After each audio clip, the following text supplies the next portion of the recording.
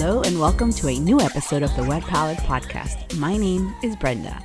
If this is your first time listening in, hi, I am the owner and editor of the Wet Palette blog for the last 10 years and this newish podcast now in its second year. If you're returning, hey, thank you. When you are done listening, if you want more Michelin deep dives, I suggest going back to older Michelin specific episodes like 3, 13, and 26 to understand my angle when discussing the recent 2023 ceremony. I plan on just glossing over many references today that might sound confusing if you aren't already familiar with my history and known Miami dining and Michelin opinions. On this episode 29, I will discuss all the happenings of the Michelin Guide Florida ceremony, the new bibs, stars, and recommendations. There's a lot to get to, so let's go. Where to even begin?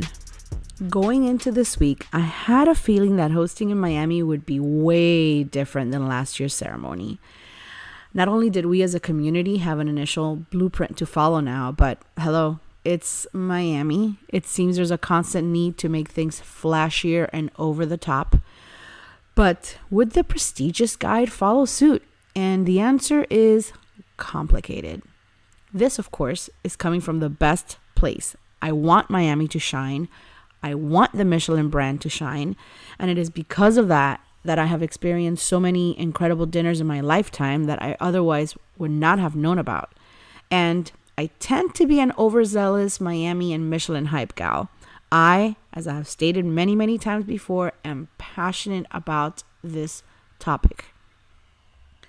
The constant mystery surrounding the Michelin Guide, anonymous inspectors, and past awards reached somewhat tormenting levels last week for me. Maybe it's because of my longtime Michelin coverage that I am seen as a sort of leveling source when it comes to this topic, but all sorts of rumors and intel landed on my lap to sort through. And it was a little crazy. To be honest, at times also annoying. Most of it was just either wishful thinking or just ridiculous in nature if you only knew. I was this close to staying off social media until May 11th. And of course, I could not look away as much as I wanted to throw my phone across the room several times. And exhale. To start, I cannot say it enough times just how special and exciting the announcement was last year. There was an innocence, a sense of disbelief that it was actually happening, and a feeling of satisfaction for our city reaching Michelin standard levels. To summarize and in comparison, this year was way too big from where we stood, way too rushed, and borderline chaotic. I could not believe the chosen location would be LoanDepot Park, aka Marlin Stadium, when I first found out. I did quickly guess the corridor with a skyline view would be the attractive feature. It really is nice. Months ago, I'd also heard the event would be held at the Lowe's in Coral Gables, and that I think would have been a more attractive and fitting location for Michelin. So what happened? I don't know, actually. I don't know. It would have been really nice to be there, but it wasn't. So let's start with some of the positives. One nice feature I appreciated last week was the complimentary valet parking. It was even great upon leaving. I didn't have to wait forever for my car as you do so many other events, and my feet and my heels, thank you very much. The view is special, as I said, at the venue with the great Miami skyline, and we were even blessed with a refreshing Florida breeze the entire night. That's not very common. Wine and spirits were flowing, free-flowing, especially after the event concluded. Tip, that's when you go drink. So that was a plus. During the event, though, given the supersizing of the event, there was a wait of no less than a dozen guests most of the times for sips and bites. Within entering, I was one of the first dozens to do so. I noticed a group of at least 100 guests, probably more, corralled to the side of the event space. It appeared to be like a pre-ceremony or some kind of event taking place and concluding right as the Michelin ceremony guests started sprinkling in, myself included. There was a rope surrounding the event that was then, there was a countdown and then it was lifted and all those guests spilled onto the event, filling it rather quickly. My initial guess was that it was an event having to do with the Greater Miami Convention and Visitor Bureau. and not necessarily Michelin related. But they got to join in and, in my opinion, crowd in an already full event. Was there a need for that? Do those guests care about Michelin, the restaurants, the chefs, the awards? Well, as I prepared for this episode, I found out it was, in fact, something related to Greater Miami. They held their annual State of Tourism and Travel Industry presentation, which concluded with a stay for the Michelin presentation. So they got to stay after.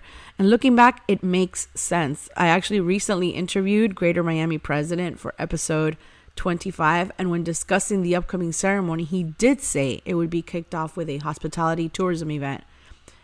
Completely went over my head. I never once thought he meant literally right before the Michelin one. So that's part of why it was so full. Other noticeable unfortunate guests I saw that were luckily missing last year were the selfie mob. Not just fun, normal event selfies, but the expected, look at me, I'm in Miami and at an event where I'm getting free food type of selfie guest. Do I need to dive in that some more? Probably not. You get where I'm going with it, but I can confidently say that Michelin Guide does not need that kind of publicity, in my honest opinion.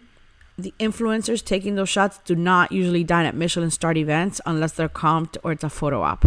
Whose idea was this? I do not see that at a Michelin event in Italy, France, or even the recent Toronto ceremony. So why Miami?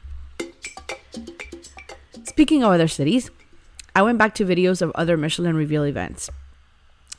What did I find? Well, most of the other events are held in large theaters.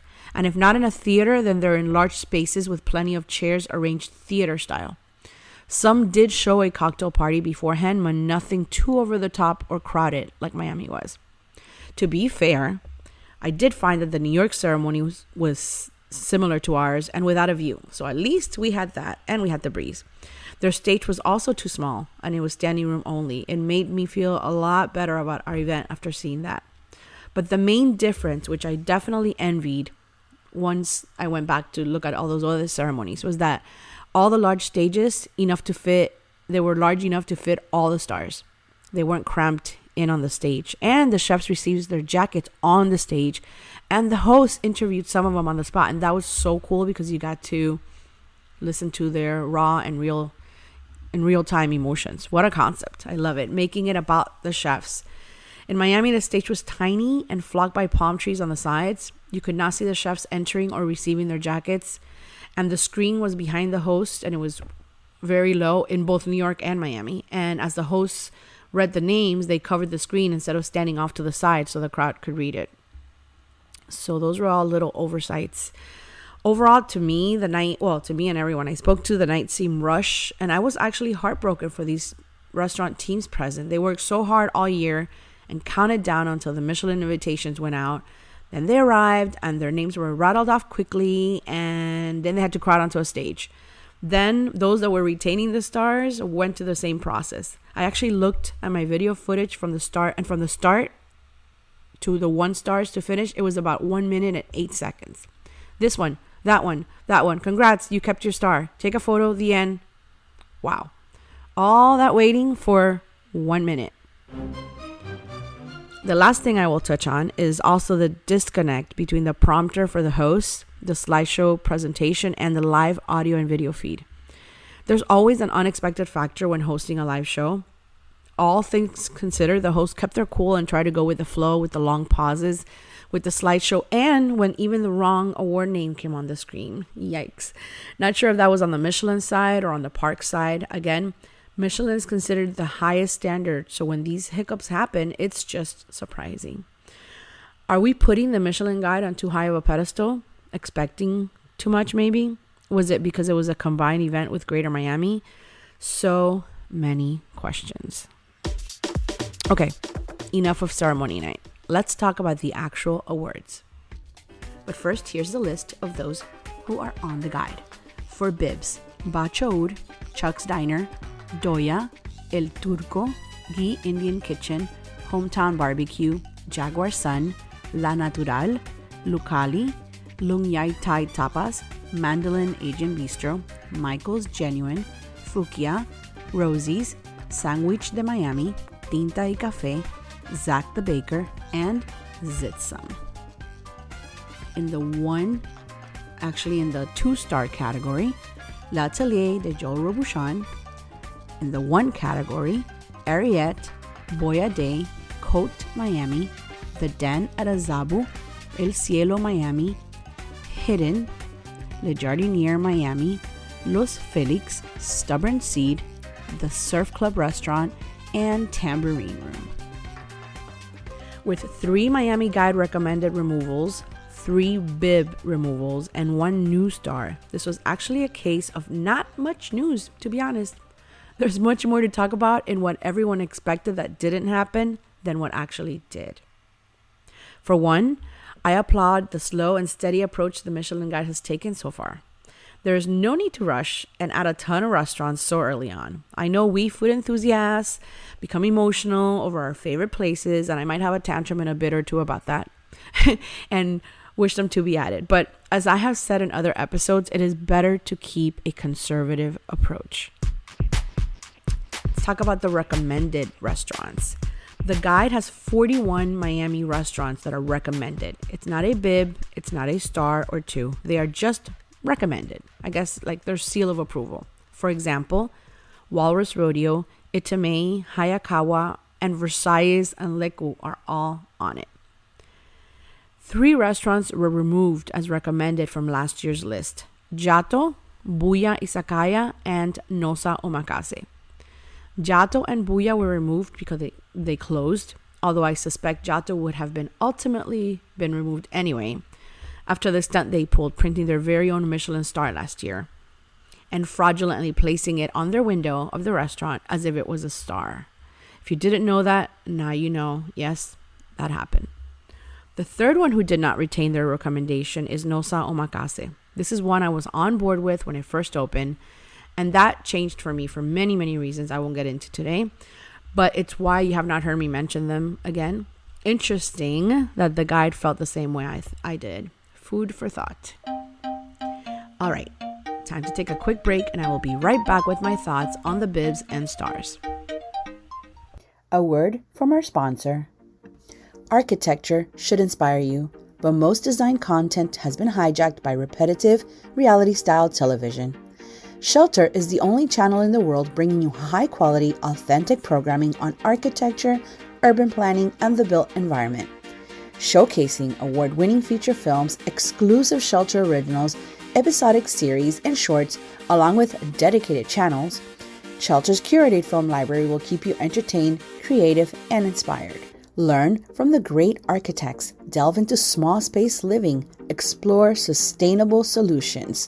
Handpicked by you, by the team at Shelter, no algorithms here. Shelter also brings you exclusive originals that you won't find anywhere else, such as popular debut series Inspired Architecture. And because our planet is a home we all share, Shelter plants a tree for every subscriber every month. Get inspired now. Find us at shelter.stream. And I am back. Let's talk about the bib gourmand category. The guide describes a bib gourmand restaurant as one with great food and great value. Restaurants where one can have 2 courses and a glass of wine or dessert for about $50. There were 18 in the Miami area. Of the 18, 2 are new. That is Rosie's and Jaguar Sun. I like this category. I wish the Michelin Guide would either remove the $50 figure altogether, just leave it at great value, or raise it to $75, which is more along the lines of at least 15 of these 18 restaurants.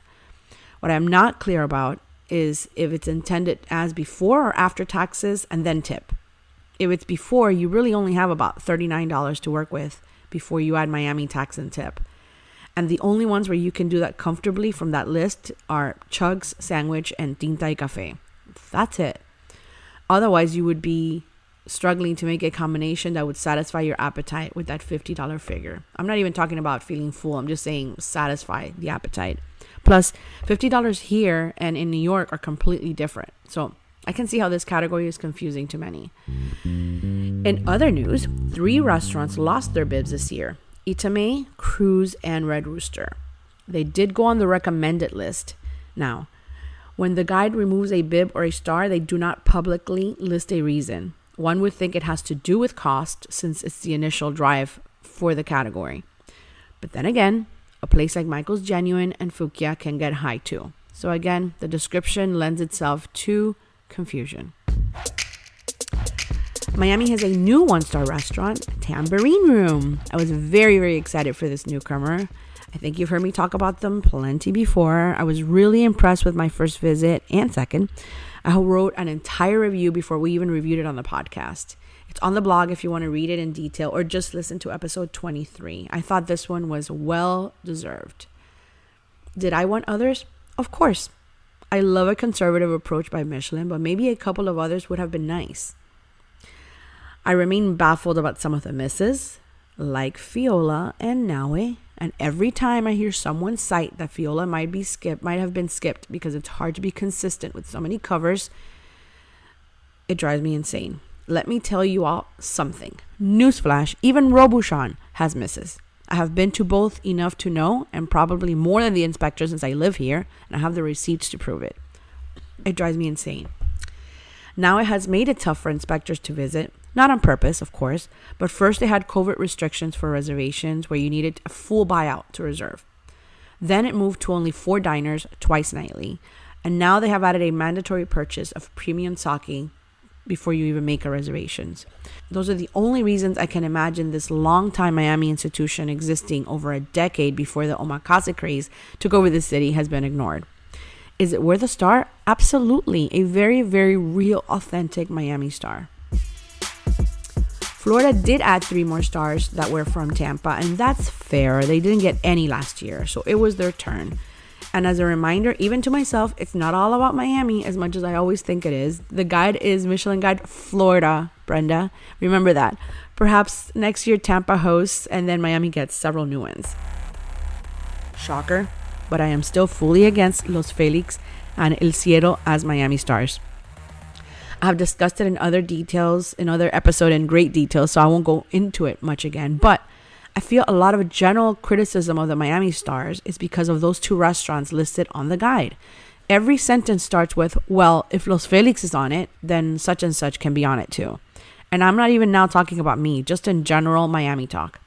The list would be so different without them. Is the guide keeping them because they fit some type of Latin category? I just do not understand it, and I can guarantee you that if Los Felix was owned by Jose Garcia from Hialeah versus someone with a Michelin pedigree, it would not have placed in the guide within months of opening. Those are very frustrating ads. On a better note, I am very happy no club restaurants were added and that major food group did not influence their way into the guide. I can't think of anything that would be less Miami than having Carbone make that list. Phew. We did not get any other 2-star restaurant. I also agree with that. I don't think we have any other 2-star contender just yet, and definitely no 3 stars. Something else I would like to address. A local media outlet complained that the guide did not award any other woman chef besides Boyade's Luciana. And listen, while I think it would be great to have it, even and to just have more women representing, the truth ignored here is that we simply do not have that many star caliber restaurants led by women in Miami. We don't have it. We barely even have casual concepts with women-led kitchens.